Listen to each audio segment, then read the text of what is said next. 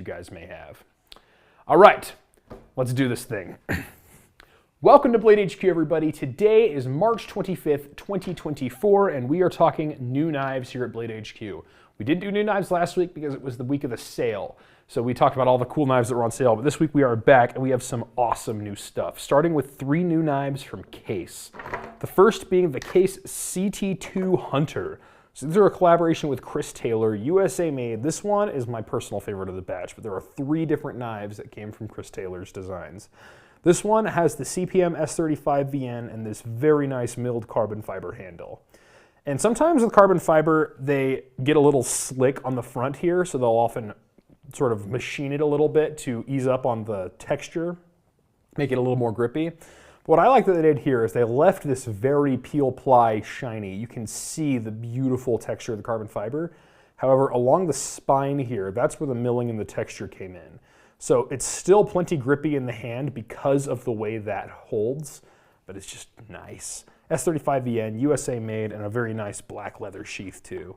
This one's called a Hunter, but to me, this feels like an everyday carry fixed blade. I might see, if this were mine, I know there's a lot of belt carriers out there, but I might see if I can mount a clip here and then do it in the pocket because my goodness, is that a good looking knife. Could slice apples and all that good stuff. Do all your everyday carry tasks, but have the strength of a fixed blade, and my goodness, is that carbon fiber good looking. Very nice indeed. These are going for a really great deal too, $135.99, giving you S35VN USA made. Very nicely done, Case. Next up, Case has brought back the Barlow pattern. So for those of you who are unaware, Case does a vault pattern every single year. So they'll bring back some old design that might be a little more out there, not maybe as popular or common, but they will bring it back for 1 year for all of us collectors out there. And a couple years ago, I want to say 2019, they brought back the Barlow. And we did an entire video about the Barlow pattern, a very simple sort of teardrop shaped handle and usually a clip point blade. This one has 2 blades on it. The clip point and a spear point, maybe a pen blade. I'm not, man, I got to brush up on my traditional blade shapes. But they brought this back permanently because of how popular it was and how much that people are saying bring it back. So this particular one is 2 blades and it has this nice jigged blue bone handle. This one's going for $72.99. However, price changes depending on how many blades you have or whatever. But if you see these, they are sold out right now. Many of them. We think we have a couple of models still in stock. But do not worry, these are not limited runs. These will be back and they are here to stay. So for all you Barlow lovers out there, rejoice. As for this year's vault pattern, however, they have the Razor. And this one I thought was very interesting. I was talking to Maury at SHOT Show. Maury is our rep from Case Knives. And he was telling me that they call this the one-armed man's knife. So back in the day, we didn't have things like, what am I carrying today? I'm carrying my arcade in my pocket, my folder. We didn't have things like one-hand openers, thumb studs, that sort of thing. And if you wanted a one-hand opening knife, the only answer was automatics, like this one. And that's why, fun fact, in the Federal Switchblade Act, there is a exclusion for people with one arm. If you have one arm, you can carry a switchblade under federal law. Very fun indeed. But this was sort of the one-armed man's knife because the idea is you could hook this little section on the heel of your boot and drag the knife open. I don't dare do it with my finger, but it gives you this nice razor pattern. So it's going to give you a sheep's foot, but I think it's a sheep's foot with a point somehow. Sometimes you have a sheep's foot and it's like you can't poke with it, you can't pierce. And this one, I don't think you could stab per se, but that little hook right there at the very tip of this blade would be very good for just getting inside like a bag if you're opening a bag of feed or a bag of chips, which is basically a bag of feed now that I think of it. We'll get into that another day. But this would be great for that, giving you just the right amount of piercing power to get through a piece of material to actually cut, and then a very nice hollow grind.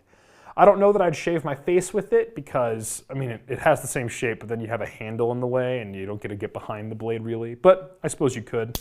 This one also has 2 blades. It's got our little spear point over here, also hollow ground. A very nice everyday carry knife, and if you can just use that heel of your boot, you could open this one-handed. Not bad at all. This one goes for $83.99, and it's got this fancy curly oak handle, but it comes in a bunch of different flavors at varying prices. But these are only available in the year 2024, so if you like the Case Razor pattern, go pick it up now because it will not be around forever. Next up, new from ProTech, we have this TR2. We actually have a lot of cool stuff from ProTech. that have these sapphire blue blades, but what I love about this one is how this matches with the abalone inlay on the button. So we see a lot of mother of pearl. We don't see too much abalone, and my goodness, does that blue on the blade and the button just pop together. Very nice indeed. But don't worry, this knife doesn't just look good, it's a true ProTech TR series. This is the TR2, so a nice size, a Magna Cut blade, so you're gonna get great toughness, edge retention, corrosion resistance, a very nice coating on it as well. This thing wants to go to war, but it also just looks super good. And who says that if it's battle ready, it has to be ugly? That is, I think, one of the ProTech ways, is they make sure that every knife they make also looks good, and I appreciate that. That one's going for $300. It's listed as coming soon now. I believe they dropped this week, so I would get yours then. Next up, new from GiantMouse, we have the Iona V2. So the Iona came out, I want to say 2018, 2017. It was a great knife. I loved everything about it. It was an M390 blade, an injection molded handle. It was cool. And then it was discontinued, and I'm like, it's the end of an era. But they brought it back with the V2. It's a little bit bigger, so it's going to give you 4 fingers up here, and if you have really big hands, you can do it like the original Iona and grab it back here. But this knife is great. We got a milled aluminum handle with a bronze anodize on it, and a CPM Magna Cut blade. This knife is awesome. A very slick action, but a very controlled action too. It flicks pretty nice, but I wouldn't call it like, it's not like bearing speed. It sort of reminds me of the action on a Sabenza. It's controlled, it's smooth, and it's easy to run, but it's not crazy, super fast, smooth, guillotine, drop shut, that sort of thing. And I know that drop shut actions are a lot of people's favorite, but some people don't prefer them, because especially people who use like a crossbar style lock, sometimes their fingers are in the way. So if you like knives like that, GiantMouse has plenty of them, but I like that they sort of gave us this more smooth and controlled action on the Iona V2. These are going for $175. So Magna Cut, this anodized aluminum, $175. That's a great deal. Very well done, GiantMouse. Next up, a knife I am very excited about is this new Spyderco Shaman. So this Shaman has a CTS XHP blade and a black micarta handle. So I was talking to Eric Glesser at SHOT Show about micarta being used on folders. He says that his dad, Sal, loves micarta, and he's making sure that when you do a micarta handle on a blade like this, you've got to make sure it doesn't warp and bind the lock, which can be troublesome if it can be troublesome if it binds the lock, because then the knife won't function properly. And that's why on the Paramilitary 2 with the Crewwear micarta, they have full liners. They made new liners for that knife. They didn't have to do that with the Shaman though, because the Shaman has such thick scales. It doesn't warp so much. And I love that they have it here with this XHP blade. I don't see a lot of CTS XHP these days, which kind of makes me sad. A long time ago, somebody had the idea of, what if we had the stainlessness of 440C plus the toughness and edge retention of D2? And they made something and it wasn't quite working out nicely, and then Carpenter's like, you know what, we're gonna take that idea and we're gonna apply powder metallurgy to it. And they made a very simple steel. You can go look up the composition of it. It's 16% chromium and then a whole lot of just like trace amounts of other carbide formers. But what it came together as is a very good steel that can hold its own with the likes of S30V, S35VN, and offer some great toughness thanks to the fine carbide distribution of powder metallurgy.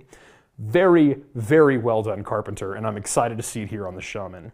And I love that they're using black micarta too. I think it's one of the materials that kind of gets underrated because it's black, it's not going to darken too much. But look at this. This is my Lion Steel M4, my most used fixed blade. Probably my favorite fixed blade. In fact, I said a couple weeks ago that my favorite knife of all time was the Cold Steel AD10. But if you put these two next to each other and made me pick, I might cry. I love this knife, but look at this handle. This handle I've used a lot and it's darkened quite a bit, and I love how it's exposed sort of the highlights of the black and then sort of the frilliness of the canvas in the micarta. So it starts out looking pretty uniformly black, but as you use it, you're gonna start seeing the layers of the micarta and it's gonna pop so nice. Very excited about these. These are going for $265 at bladehq.com. Pick them up while they last. These are a limited run. Next up from Spyderco, on the exclusive side, we have the Spyderco Yojumbo M4. These dropped last week. We have a satin finished CPM M4 blade and these natural G10 handles, and it's a very coarse G10 as well. So a few months ago, we had a fellow named Patrick Odell come by, and he's an edged weapons expert and self-defense expert, and he was talking about what your knife needs. And he says, sometimes that grip that'll come, especially if your knife gets wet in the John Wick fashion, is very useful. And if it chews up your pockets, it's a small price to pay for the amount of protection you can get from this. And Michael Janich, the designer behind this, is an equally respected and skilled edged combat expert. And you should see some of the stuff he's done about Wharncliffe blades and these straight edges and just how good they are at cutting. Like, these things will boggle your mind at how much they just chew through fibrous materials without anything. Very, very nicely done from Michael Janich, and I'm loving to see this exclusive with this M4. When I see this blade, this one wants to go to, like, it doesn't want to go to work, it wants to go to war. This is a fighting knife. And for fighting knives, you just don't want the thing to break, and I love that toughness that you get from the CPM M4. Very nicely done indeed, Spyderco, and for all you buyers up at Blade HQ, keep it up. I love to see all this stuff. Next up, from Bestech, we have the Ostap Hell designed Sambac. So Ostap Hell is a Polish knife designer who we don't hear much about, but my goodness is he prolific. So many knives of his get designed, and like this Sambac is just one example of the amazing work he can do. We get this ever so slight recurve blade on this MagnaCut blade. I believe this is MagnaCut. This is MagnaCut, very nice. A nice milled titanium here, and I hesitate to call a piece of the handle a grind, but this has like an inward curve, like a hollow grind on the handle, and it just sits in your hand very nicely. It is a level of comfort that you kind of need to experience in the hand. I wish more knives had this, and I kind of think that maybe we ought to try something like that. This backspacer is very interesting. It's got these 3 little ball inlays. Those sort of provide the grip of a jimping, but it allows a much more cleaner experience. And also, the jimping up here on the blade, where you can actually see it, is very subtle. You have to sort of look for it. Some people don't like the look of jimping because it looks like notches. It looks like somebody took a grinder to your knife, is what they might say. I don't know. I personally like the look of some jimping, but some people don't prefer it, and I think Ostap Hell might be one, because he finds the most clever ways to hide it. Use it either very subtly and then chamfer the edges, or put it up on these little nubbins on the backspacer. But either way, you're getting all the grip you want out of jimping, but without sort of disrupting the clean lines of the knife. Very nicely done, Ostap Hell and Bestech. This one goes for $280. However, there are some Damascus ones that go for like $600 something. They're crazy. So check those out at bladehq.com. And then lastly, we have the Tops Knives Armado 6.5. And this thing's just big. I see this thing and I'm like, this is like a chef's knife almost, because the handle pushes your hand back. On most fixed blades, here we'll grab out this Chris Taylor design again. It keeps you in line with the blade, and then the edge is sort of behind your fingers, which is great for woodswork and that sort of thing. However, sometimes you back it up like this, and it gives you almost a guard here from this and the hook back here, the guard and the hook. So it protects your hand from the elements, but also if you're cutting against a table or something, you can actually get use of that belly without your hand punching the table. So I see this as like a one-tool camping, survival, hunting knife, because it's a 1095 blade made in the USA. Tops does a really great job with all of those. A very sharp edge, a very deep sweeping belly. You could skin with this, you could chop with this, you could baton, you could make feather sticks, you could do anything around camp with this. Very well made, very well designed. And then in classic Tops fashion, that Kydex sheath just snaps up real nice, comes with this little emergency whistle. This one's got a leather dangler, which I prefer for a big fixed blade like this. That way it's not poking me in the ribs or anything. And if I'm like kneeling down like you do a lot at camp, it's gonna hang vertically no matter what you do. So, Tops Knives, keep up the good work. I love to see all the cool stuff you're coming up with. Anyway, everybody, those are new knives for the week. Let us know what you like. Subscribe to Blade HQ for more knife content. Thank you so much, and we'll see you next time. Except for all you